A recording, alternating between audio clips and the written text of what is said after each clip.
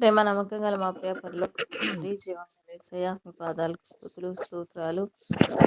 ఉదయకాల సమయంలో మీ పాద సన్నిధికి రావడానికి ఇచ్చిన కృపకై వందనాలు. గతించిన వారం అంతా కాపాడి మరొక వారంలో మమ్మల్ని అందరినీ సజీవులుగా ఉంచిన మీ మహాప్రేమను బట్టి మీకు వందనాలు, స్తుతులు స్తోత్రాలు చెల్లిస్తూ వస్తున్నాను. మనకు పరిశుద్ధ స్థలంలో నివసించు గొప్ప దేవ, మీ పాదాలకు వేల స్తుతులు స్తోత్రాలనైనా ఇంతవరకు పాటల ద్వారా మిమ్మల్ని స్తుతించిన ప్రతి ఒక్క బిడ్డని బట్టి మీకు వందనాలు.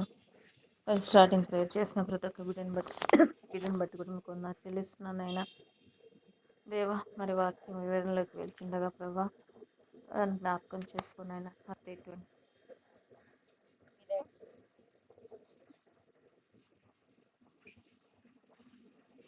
ప్రార్థిస్తూ వస్తున్నాను నాయన. కృపగల తండ్రి, మీరు రాయించిన ప్రతి ఒక్క మాట మరి ప్రభా ఎంతగానో మా ఆత్మీయ జీవితాలకు దేవ ఎంతగానో ఉపయోగపడేదిగా ఉంటుంది. కాబట్టి ప్రభా మీరే ప్రభా నచ్చలో చాట్ను మరుగుపరిచి మీరే మాట్లాడుతూ రావాల్సిందిగా ప్రార్థిస్తూ వస్తున్నాను నాయన.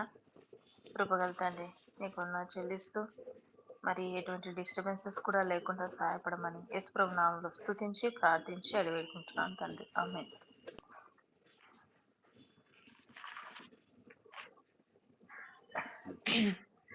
సమూయేలు రాసిన మొదటి గ్రంథము 13వ అధ్యాయము మనము వివరించుకుంటున్నాం. ఇక్కడ చూసినట్లయితే మరి సౌలు గురించి మనకు తెలిసిందే. సౌలు బెన్యామీను గోత్రములకు చెందిన వ్యక్తి. మరి దేవుడు ఏర్పరచుకుంటూ వచ్చాడు. మరి సౌలు ఏర్పరచుకున్నప్పుడు మరి ఎంతగానో తగ్గింపు జీవితం కలిగిన వాడుగా, నా గోత్రము అల్పమైనది గోత్రం అని ఎంతగానో తగ్గించుకున్న మరి పౌలును మనం చూస్తాము. అయితే ఇక్కడ గమనించినట్లయితే మరి ఇక్కడ ఫిలిస్తీన్ల మీదకి యుద్ధం విషయంలో మరి యోనాతాను చేసిన మరి మరి హతమును బట్టి ఫిలిస్తీన్లందరూ చాలా మరి వాళ్ళ దండును కూడా మరి ఎక్కువ చేసుకుంటూ వచ్చారనమాట. అంటే యుద్ధం చేయడానికి మరి ఎంతో మందిని వాళ్ళు కూడా సిద్ధపరచుకుంటూ వచ్చారు. అదే 5వ వచనంలో మనం గమనిస్తాం. ఫిలిస్తీన్లు ఇశ్రాయేలుతో యుద్ధం చేయుటకై 30,000 రథములను, 6,000 గుర్రపు రౌతులను, సముద్రపు ధర నుండి ఇస్కరేణులంత విస్తారమైన మరి జన సమూహంను కూర్చుకొని ఇవి రావడం జరిగిందనమాట. వీరందరూ రావడం చూసినప్పుడు ఇక్కడ ఇశ్రాయేలులో ఒక భయం అనేది వారికి కలిగిందనమాట. ఫిలిస్తీన్లు ఇంతమంది మరి యుద్ధానికి వస్తున్నారు అనేసి కొంతమంది గుహల్లో, పొదల్లో, మెట్టల్లో దాక్కోడానికి పోయారంట. కొంతమంది మరి భయపడుతూ మరి సౌలును కూడా వెంబడించి యుద్ధానికి వచ్చిన వారుగా మనం చూస్తున్నాం. అయితే నెక్స్ట్ మనం ఇక్కడ చూసినట్లయితే 8వ వచనం నుంచి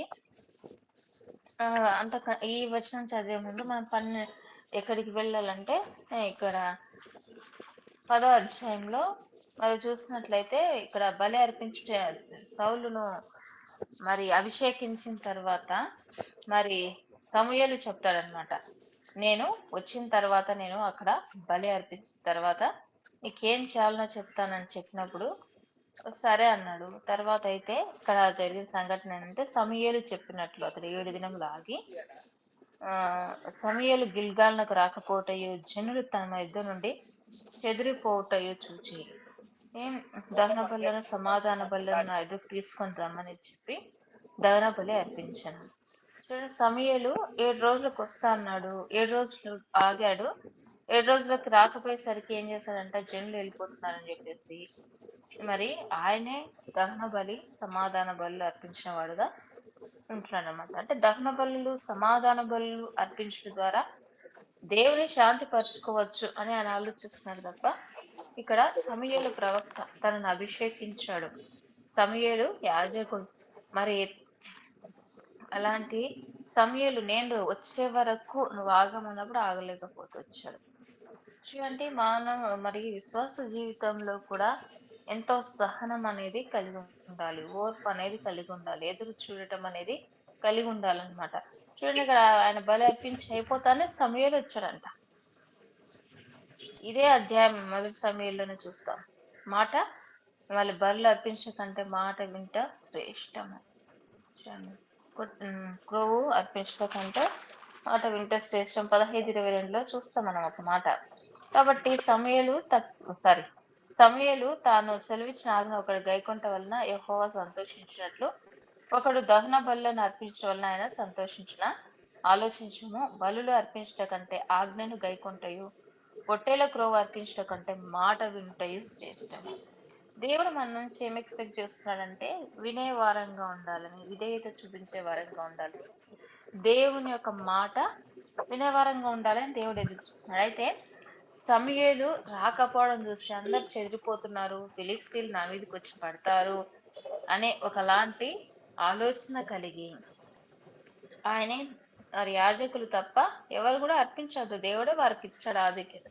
ఈయన అర్పిస్తూ వచ్చాడనమాట. కాబట్టి అర్పించినప్పుడు ఆయన సమూయేలు వచ్చాడు. సౌలు అతనికి వందనము చేయుటకై బయలుదేరగా సమూయేలుతో నీవు చేసిన పని ఏమి అన్నట్టు. అందుకు సౌలు జనులు నా ఎదుట నుండి చెదిరిపోవటయు నిర్ణయ కాలంలో నీవు రాకపోవటయు ఫిలిస్తీన్లు మిక్మషులో కూడి ఉండుటయు నేను చూచి ఇంకను యెహోవాను శాంతిపరచక మునుపే ఫిలిస్తీన్లు నొచ్చి నా మీద పడుదురు అనుకున్న అంతటి నేను సాహసించి దహన బలి అర్పించాను. ఇక్కడ చూడండి, సమూయేలును అంటున్నాడు. సమూయేలు నువ్వు నిర్ణయ కాలంలో రాలేదు కాబట్టి జనులు కూడా చెదిరిపోతున్నారు. మరి కాబట్టి జనులు పోకుండా ఉండాలంటే మరి ఫిలిస్తీన్లు వచ్చి లోపల బలి అర్పిస్తే మరి దేవుని శాంతపరచవచ్చు అనుకుంటున్నాడు. కానీ ఆయన చేసిన యొక్క ఒప్పుకున్నాడు. కానీ ఏమంటాడంటే నేను సాహసించి దహన బలి అర్పించాను. కానీ ఎదురు చూడలేకపోతూ వచ్చాడు. చూద్దాం, దేవుడు అంతకంటే ముందు అధ్యాయంలో ఆయనకు క్రొత్త మనసు రావడం జరిగింది. అక్కడ మరి యెహోవా పక్షంలో ఉండని వాడెవరో ఈ విధంగా అవుతారని చెప్పి ఆయన గొప్ప రక్షణ ఇశ్రాయేళ్లకు కలిగించిన వాడు కూడా మనం 11వ అధ్యాయంలో చూస్తామన్నమాట. అలాంటి సౌలు మరి ఎంతగానో మరి ఏళ్ళను ఆరంభించేసరికి ఇంకా రాజును కదా నేను చేయొచ్చు అనుకున్నాడో ఏమో, మరి ఏమైతుందిలే అనుకున్నాడేమో. కానీ దేవుడు మరి పరీక్షించేవాడుగా ఉంటున్నాడు. ఎవరికన్నా మరి ఏదన్నా ఒక అధికారము లేకపోతే కొన్నిటి మీద దేవుడు నియమించాలనుకున్నప్పుడు పరీక్షించేవాడుగా ఉంటాడు. పరీక్షించినప్పుడు మరి ఎప్పుడైతే విశ్వాసముతో, ఓర్పుతో, నెమ్మదితో ఎదురు చూస్తామో ఆ పరీక్షలో గెలుపొందే వారంగా ఉంటాం. ఇప్పుడు మేబీ ఈ సౌలుకు కూడా అదే అయిండొచ్చు. సౌలు ఎదురు చూస్తాడా చూడడా, సమూయేలు రాకమునిపై బలి అర్పిస్తాడా అన్నప్పుడు ఆయన బలి అర్పించేస్తూ వచ్చాడు. ఆయన సహనంతో ఉండలేకపోతూ వచ్చాడు, కనిపెట్టుకుంటలేకపోతూ వచ్చాడు. ఇంకొకటి ఏంటంటే భయం అనేది కలుగుతూ వచ్చాడు. మరి దేవుని మీద మొత్తం విశ్వాసం ఉంచవలసింది పోయి మరి ఫిలిస్తీన్లు ఎక్కడ పడతారో మీద అనేసి ఒకలాంటి భయం కలిగి అర్పిస్తూ వచ్చాడు. కాబట్టి విశ్వాస జీవితంలో అనేక సార్లు మనం కూడా తొందరపాటు పనులు చేసే వారంగా ఉంటారు. దేవుడు ఎప్పుడు సాయం చేస్తాడు, ఇంకా టైం అయిపోతుందిలే, మన ప్రయత్నాలు మనం చేద్దాంలే అంటే మానవ ప్రయత్నాలు ఎక్కువ ఉంటాయి కొన్ని సందర్భాల్లో. కానీ దేవుడు నా కొరకు కనిపెట్టుకోమంటున్నాడు. ఎవరు ఎంతో ఆనందిస్తారంట, దేవుని కీర్తనల గ్రంథం 146లో రాబడింది, యెహోవా కృప కొరకు కనిపెట్టుకుని వారు ఆయన ఆనందిస్తారంట. అంటే మనము ఎక్కువ భాగం మనం ప్రభు కొరకే కనిపెట్టుకోవాలి. అంటే ఏదైనా ఒక విషయం ఉన్నప్పుడు ప్రభువు నుంచి సహాయం రావడానికే మనం కనిపెట్టుకోవాలి. ఆ విధంగా కాకుండా అనేక సార్లు మానవ ప్రయత్నాలు చేస్తూ ఉంటాం. సౌలు కూడా నేను దేవుని శాంతి పరుస్తాను బలులు అర్పించనుకుంటూ వచ్చాడు. కానీ దేవుడు బలులను కోరడం లేదు. అందుకే కీర్తనాకారుడు దావీదు ఏమంటాడంటే బలులను కోరినల్ని అర్పిస్తా, దహన బలి నీకు ఇష్టమైంది కాదు, విరిగి నలిగిన మనస్సే నీకు ఇష్టమైన బలు. విరిగి నలిగిన మనస్సునే దేవుడు కోరుతున్నాడు అనమాట. చూడండి, చిన్న పరీక్షలో గెలిస్తేనే అది విజయం. నెక్స్ట్ దేవుడు దానిపై నమ్మకమైన వానిగా ఉంచగలుగుతాడు. ఆ దినాల్లో భగత్ సింగ్ గారు ఎవరన్నా ఒక పరిచర్యకు సేవకునిగా ఏర్పాటు చేయాలన్నప్పుడు ఆయన పరీక్షించేటోడంట. ఏ విధంగా అంటే భగత్ సింగ్ గారి గదిలో టేబుల్ పైన ఒక చాక్లెట్ ఉందంట. అంటే భగత్ సింగ్ గారికి ఆ రూమ్ లో మరి సహాయం చేయడానికి ఒక వ్యక్తి వెళ్తూ వచ్చాడు. మరి ఆ వ్యక్తిని నియమించడానికి మరి ఆయన పరీక్షిస్తున్నాడు అనమాట. ఆడ ఒక చాక్లెట్ పెట్టుంది. ఆ వ్యక్తి ఎవరైతే గది శుభ్రం చేయడానికి వెళ్తున్నాడో చూసంటే ట్రైనింగ్కి వెళ్ళేటోళ్ళు హెబ్రోన్ మందిరంలో సేవకి వెళ్ళినప్పుడు అక్కడ వాళ్ళు తర్ఫీదు పొందుకునేటోళ్ళు. అనమాట అక్కడ. అయితే మరి రోజు చూసేటోడంట ఆ చాక్లెట్. రోజు నేను భక్సింగ్ గారు తింటలేరు. చాక్లెట్ ఇట్లే ఇట్లే ఉందని జెప్పేసి. కొన్ని రోజులు చూస్తాడు. మరి ఆ తర్వాత చాక్లెట్ తీసుకొని తినడు. వెంటనే భక్సింగ్ గారు చాక్లెట్ తినేసా అని చెప్పిన. ఇంత చిన్న విషయంలో నువ్వు నమ్మకంగా లేకపోతే దేవుని విషయాల్లో, దేవుని ఇంటిలో ఏ విధంగా నమ్మకంగా ఉండగలవని అక్కడ దైవజనుడు మరి ఆత్మీయంగా నడిపిస్తూ వచ్చారనమాట.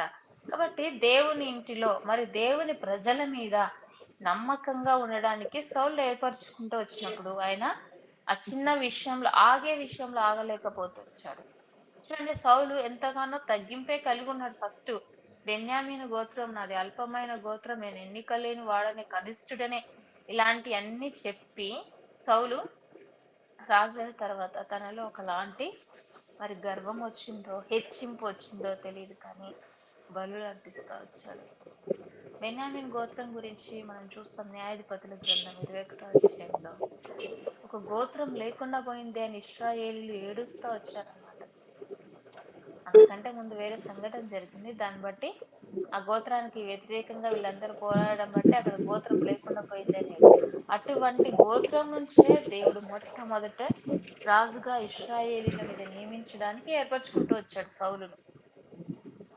మరి ఆ స్థితిలో నుంచి వచ్చిన ఆయన మరి ఎదురు చూపు చూడలేకపోతూ వచ్చాడు. కాబట్టి తన తర్వాత ఏమైందంట చూడండి, సమూయేలు ఏమంటాడంటే, అందుకు సమూయేలు ఇట్లా, నేను నీ దేవుడైన యెహోవా నీకు ఇచ్చిన ఆజ్ఞ గైకొనక నీవు అవివేకపు పని చేస్తే. ఇది దేవుడిచ్చిన ఆజ్ఞ. ఏదో సమూయేలు ఇచ్చాడు అనుకుంటున్నావేమో, కానీ దేవుడిచ్చిన ఆజ్ఞ. కానీ నువ్వు అవివేకపు పని చేసావు. అందుకే పరిశుద్ధ గ్రంథం సెలవిస్తుంది, మనం వివేకం కలిగిన వారుగా ఉండాలంట. అన్ని విషయాలు వివేకం కలిగి ఉండాలి. వివేచన ఆత్మను కలిగి ఉండాలంట. సంఖ్యాకాండం 12వ అధ్యాయంలో కూడా మోషే మీద తిరుగుబడి మాట్లాడారు అహరోను మిర్యాములు. అప్పుడు దేవుని యొక్క ఉగ్రత వచ్చినప్పుడు అయ్యో ప్రవ్వా మేము అవివేకులము అని, అంటే వివేకం లేని వారమని వాళ్ళు ఒప్పుకున్నారు. కాబట్టి దేవుడు క్షమిస్తా వచ్చాడు. కానీ ఇక్కడ ఈయన సౌలు అయితే సౌలు జీవితంలో మరి పశ్చాత్తాపన్నట్లు మనము గమనించాం. ఈ పని చేసిన తర్వాత కూడా ఆయన పశ్చాత్తాపన్నట్లు గమనించాం. కాబట్టి దేవుని బిడ్డలంగా వివేకం కలిగి ఉండాలి. అందుకే యేసుక్రీస్తు ప్రభు శరీరధారిగా ఉన్న దినాల్లో శిష్యులను పంపేటప్పుడు ఎలా ఉండమన్నాడు? పాముల వలె వివేకం కలిగి ఉండాలంట. పావురం వలె నిష్కపటులుగా ఉండాలంట. పాము బండ మీద అసలు మనుషుల యొక్క కాలి చప్పుడు కూడా ఎంత స్పష్టంగా అది దాని చెవులు అంత వివేకంగా పనిచేస్తాయంట. కాబట్టి దాన్ని చూసి వివేకం నేర్చుకోవాలి. దాన్ని చూసి యుక్తి కాదు. పరిశుద్ధ గ్రంథంలో సర్పము యుక్తి గలదే ఉందని ఆది కాండంలో రాయబడింది. కానీ అది అట్ ద సేమ్ టైం అది వివేకం కలిగిందిగా ఉంది. వివేకం కలిగి ఉండాల, అవివేకం కలిగి ఉండకూడదు. దేవుని యొక్క బిడ్డలంగా ఎప్పుడు ఎలా ఉండాలో వివేకం కలగాలంటే దేవుని యొద్ద మనం వివేచన ఆత్మ కోసము ప్రార్థించాలి. నీ రాజ్యమును ఇశ్రాయేలీల మీద సదాకాలం స్థిరపరచుటకు యెహోవా తలంచిండెను. అయితే నీ రాజ్యము నిలువదు. చూడండి దేవుని యొక్క ఆలోచన ఏముందంట? సదాకాలం స్థిరపరచాలనుకున్నాడంట. దేవుడు ఎంత ఆలోచన కలిగి ఉన్నాడు సౌలు మీద. అల్పుడుగా ఉన్నప్పటికీ కూడా నేను సౌలును రాజుగా చేశాను, అయినప్పటికీ కూడా సదాకాలం స్థిరపరుస్తా అని ఆలోచన కలిగి ఉంటాడు. అయితే ఇప్పుడేంటి? నీ రాజ్యము నిలవదు. ఏంటి ఆయన చేసిన పని? అవిధేయత, లేకపోతే అసహనము, లేకపోతే మరి ఆజ్ఞను అతిక్రమించుట, ఇవన్నీ చేయటం బట్టి ఆయన దేవుడు తన ఆలోచనను మార్చుకున్నాడు అనమాట. నిజంగా నాకు ఎందుకు ఆలోచన వచ్చింది, దేవుని చిత్తం లేనిది ఏది జరగదు కదా. మరి ఏంటి కొన్ని అంటే దేవుని చిత్తం నుంచి కూడా మానవులు పొరపాట్లు చేసి పక్కకి వెళ్ళిపోతుంటారనే విషయాన్ని మరి ఈ వచనం ద్వారా దేవుడు నాకు గుర్తు చేస్తూ వచ్చాడనమాట. చూడండి సౌలు విషయంలో ఆయన రాజ్యాన్ని స్థిరపరచాలనుకున్నాడు. ఆయన అవివేక పని చేసి దేవుని చిత్తం నుంచి బయటకు వచ్చేసాడు. దేవుడు మార్చుకుంటూ వచ్చాడనమాట. అయ్యో తప్పిపోతాడు సౌలు.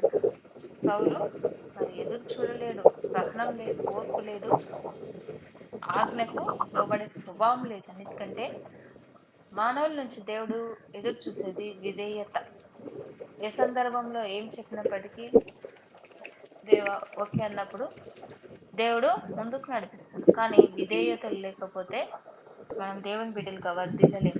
కాబట్టి రాజ్యము నిలవదు. యెహోవా తన చిత్తానుసారమైన మనస్సు గల ఒకని కనుగొనున్నాడు.